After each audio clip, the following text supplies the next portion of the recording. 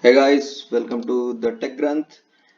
Today we are going to learn about linked list. This is a continuation video from the previous one of my data structure for beginners. In the previous video, I went through arrays. If you have not gone through that, you can check that video out. The link is there in the description. So we'll learn about linked list today. So this is the table of content, what we are going to learn today. So we'll have an introduction to the linked list. We'll see what all operations that we can do as part of linked list. Then we'll quickly go through two special cases of linked list. When we talk about linked list, generally we say or we talk about single linked list. Then we'll go through the two special case, which is doubly linked list and circular linked list. And then I'll go through some of the common problems. Basically, these are the common interview questions that are asked based on linked list. So I will not solve this problem, but I'll just go through what all problems that will be asked or that can be asked. So let's dive into linked list. So what is a linked list? Basically, linked list is a linear data structure which stores collection of data. So if you see this figure, this is a linked list of integer.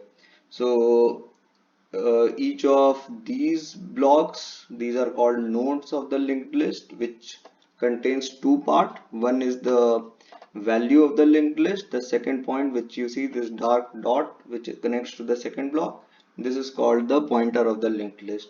So each node linked list consists of various nodes. So if you see here, it consists of three nodes. So each node will have a value and a pointer. Now, in the simplest of the cases, the value will be like integer value, but in your programming languages, various data types can be using, means they can use underlining this linked list data structure like list and all. It can use underlining linked list, and in those cases, these value can contain bigger objects like some objects that you have defined in your program and so on.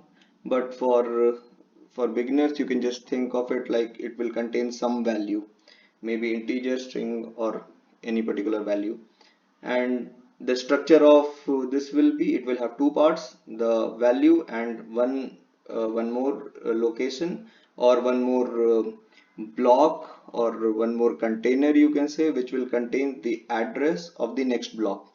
So this 12, if I'm given a node like this for which is 12 and it gives an arrow, so I know that my current value is 12 and the next value that I'm going to get will be found in this other node. This is the place where I will find the value of the next node. So that is what it depicts. So if I decode this linked list, I can say that when I started, the first node is known as the head node of the linked list. So here what it means is I have the a value 12, and then the next value is at this location, this second block. When I go to the second block, how I will go to the second block? I have the address of second block here in my first block. So I go to the second block. In second block I have value as 99 and I have an address, and this address points to the next block, and in the next block I have a value as 37, and this is where the linked list ends. So this will point to a null, or this does not contains any value. So the last node of a linked list, it will contain a null value for the pointer. So it means that there is no other node that is connected to the last node. So that is how we can decode this linked list. Now, the benefit of linked list over array is it does not preoccupy any memory like in case of array. You have to define the initial value, or the number of element that the array can contain. So all those things you don't need to do it with linked list. It can grow with your program. So basically at runtime you can add node as you loop through, or as your requirement increases, you can just keep on adding a node here at the end or in between. So those kind of thing can be done using a linked list. And yeah, it does not preoccupy anything, so the memory increases as and when you add your node. So that was a basic introduction about linked list and how it is formed from node. If you have any doubt, you put it in the comment, I'll try to answer it, or you can just go back in the video and re-listen to what I was telling. Now if we see this linked list, we have to see how these nodes are made. So different programming language, you can create the node in a different way. I have given a simple example of Java. In Java, basically these nodes can be represented by a class, or not only in Java, in any object oriented programming language, these nodes can be denoted by a class, and that class will contain two elements. One will be a value element and second will be a pointer. So if you see here, the first one is value, which is of type integer. So this one is a linked list of integers, so it will store integer value here. And the second component is a node. This node is nothing but same as this class name. So it means that this will contain a pointer. This is nothing but a pointer to my next node that is going to uh, come into the picture, or when I add. So if I created an initial node, so I will create like this, which will have a value, and the pointer here currently it's white, it means that it is null. I have not added anything. As soon as I say that this node dot next has some value, so it will be linked like this, it will be linked to the other node, and so on. So that is how you represent a node in any programming language or object oriented programming language. Then for linked list, as you know that these are ADTs, so there are certain set of operations that is attached with the linked list. So first, the very simple one, if you have a list, you need to traverse or you need to search an element. So if you are given a problem that find 53 in this particular linked list, or you need to print all the element of this linked list, so how you will do that? So in general, you will be given the head of the linked list, which will point to the first node, and first node will have the reference to the second node, second will have reference to third node, and so on. So what we do, or how we traverse a linked list, is we will go in a linear way and we'll go till we find the node as null. So if I reach 4, so if I say if you see here in this small program, I say while node is not equal to null, you keep on printing the node value. So initially I was at 87, so I printed 87, and I assigned my node as node equal to node dot next. So if you see this previous class, so if you see this next is the next pointer of where my next value will be present. So this is how we assign the next node to the current node. So when I said node equal to node dot next, it means that now from here my node has reached here, because this address will point me to this node, to this second node. Okay, so now I came here and I printed the node value as 42, and then again I said node equal to node dot next. It means that this node dot next is nothing but the address of my next node. So this node will be jumped, it will jump to this number 53, this node which contains number 53. So again I will print 53, and so on. I'll go to 4, and when I reached 4, so at 4 the next value of this node is null. It does not contain anything because it is the last value. So my node here will, this node dot next will assign a null to my node, and I will come out of the while loop because this was the last node and I printed everything. So if you have to search anything in a linked list, you see that you have to go in a linear way. You cannot just jump to any of the element like you used to do it in array. So that is not there. That is a little drawback if you can compare it against the array. So if you have to search anything in linked list, you will have to go through a time complexity of order of n, which is a linear time complexity. Next operation that we do in linked list is we need to add a new node in linked list. So there are two cases: you add it at the beginning or you add it in middle. So if you add it in the beginning, you add it in constant time, because you create a new node, and in the new node you say that the node dot next is equals to the head of the linked list, and then you change the head of the linked list to your current node, to your new node. So like I told here, you create a new node, so you assign a value, and this node dot next you assign it to the head of your linked list. So you say some value is there, and this next will point to this number 3. Once it points to number 3, you just reassign the value of the head to this number, to the new node that you created. Now your head will start from this new node, and your linked list will be as it is. Now suppose if you have to create, you have to add a node in middle. So for that, what you have to do, you need to find where you need to add the node. So in this case, if I have to add the node after 3, so what I will do is I will create my node. This node will have some value, and the next pointer will be null initially.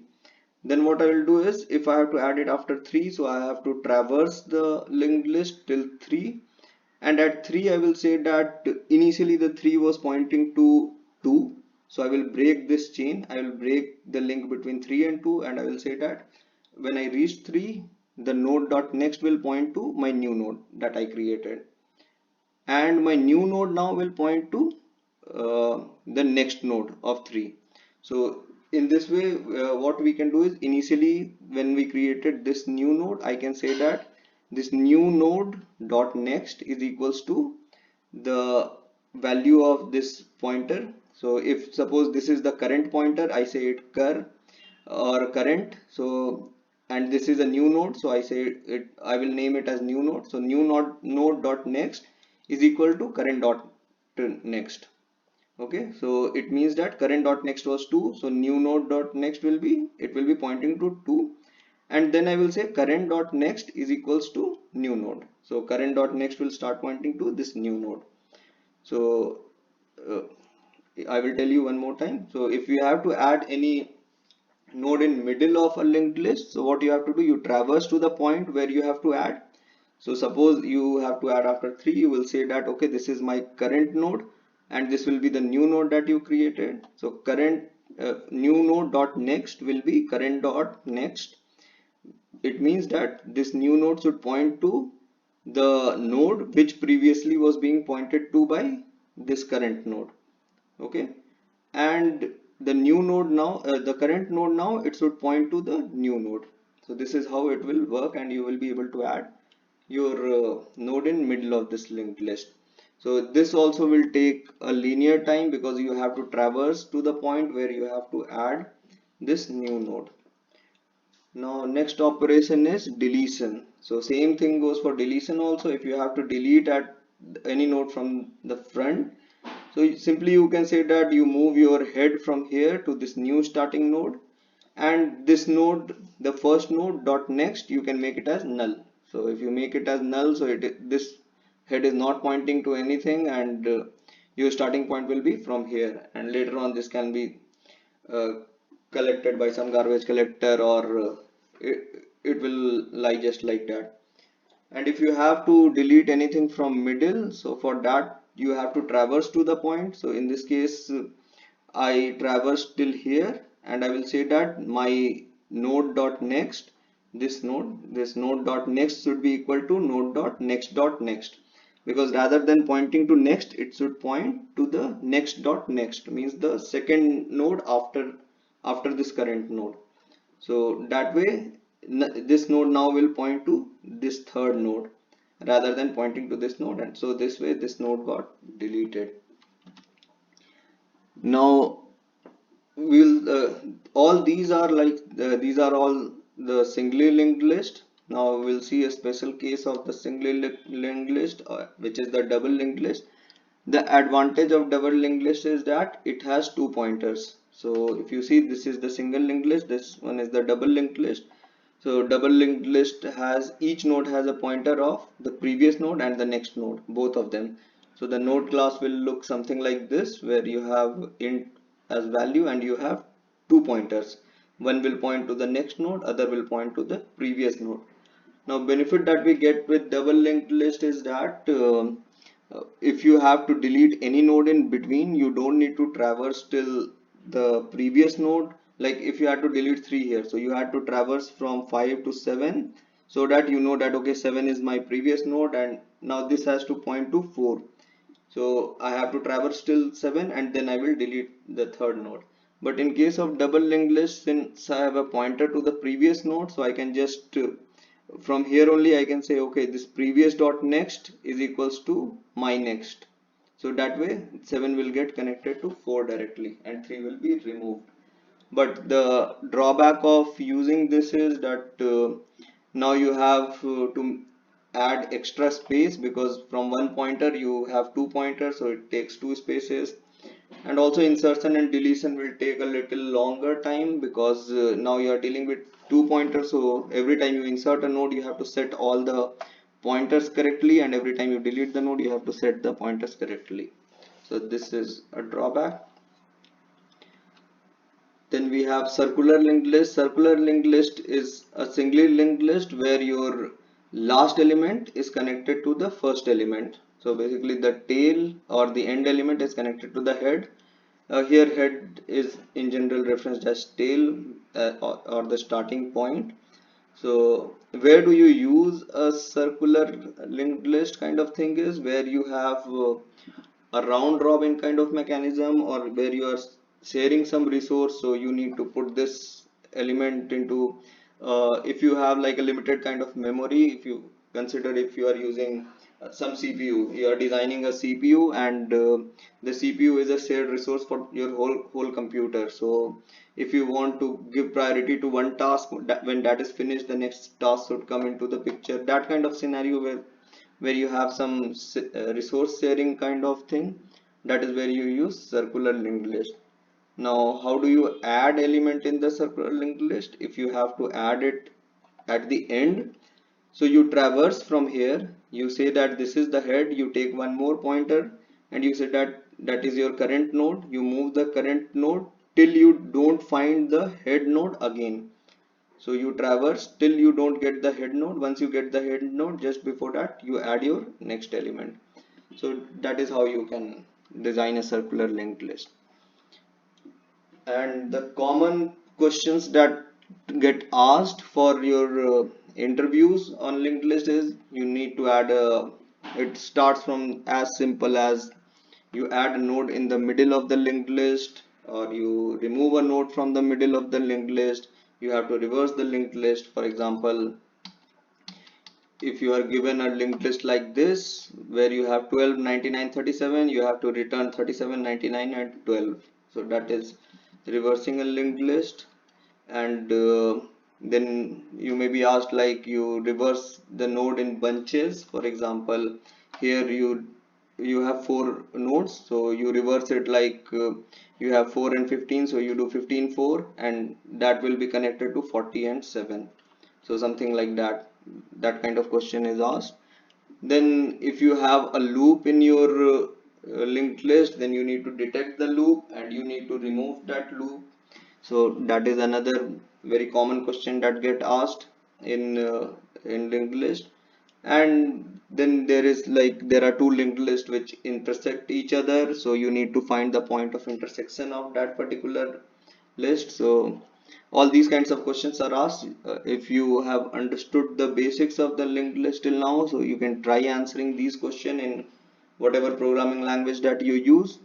And if you are stuck, then you can put it in the comment section. I can guide you through that. I will also create a video where I will solve some of the problems of the linked list. I have a playlist where I solve the interview questions that are there on LeetCode, so you can follow that. The link is there in the description, so you can go through those as well.